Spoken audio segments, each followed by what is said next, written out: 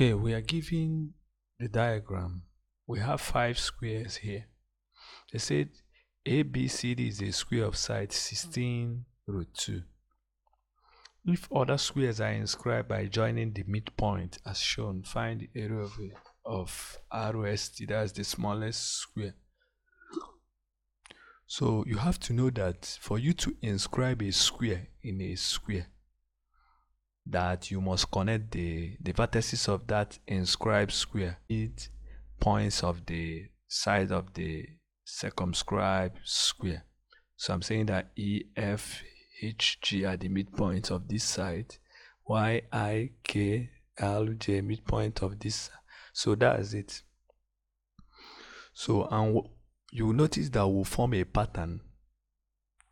This thing will result that the ratio of their sides will be 1 root 2.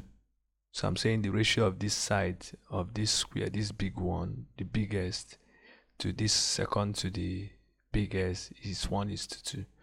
So with that, you see that we'll form a geometric progression, meaning that the ratio of their sides is root 2.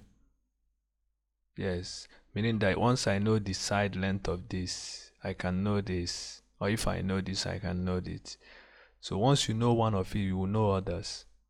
So assuming this is the side length, if it's 2x, this one will be x root 2.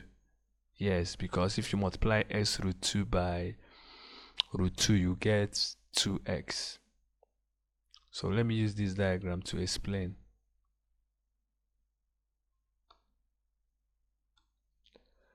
So remember, this is the midpoint. So assuming we have this x, this x, this is x root 2. Yes, by our 45, this is 45 degrees, and isosceles triangle.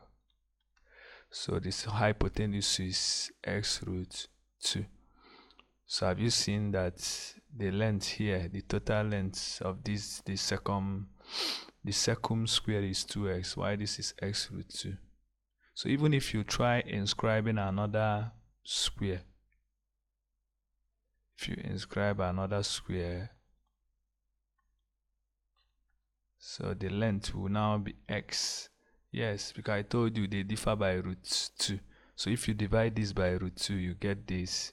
If you now inscribe another one in that, the length will be x over root 2. So that's the logic we are going to use here.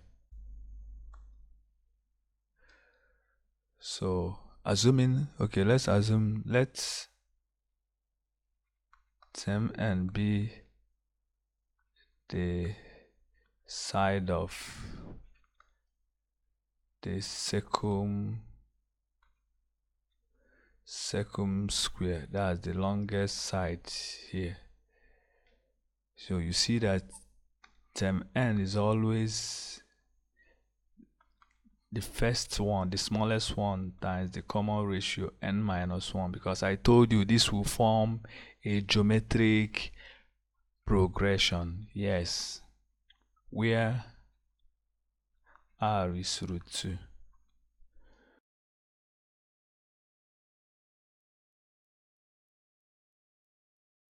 So where n is the number of squares involved,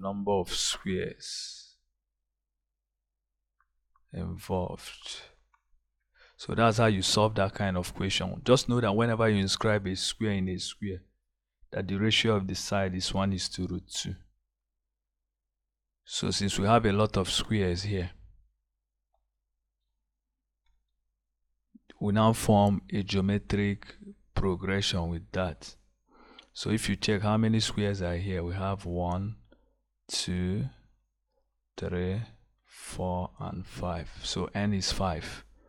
So we have that term 5, which is the side of the longest square, is the first one, as the smallest one, common ratio, which is 2, n minus 1, which is 4. Do you get using this formula? N is 5. So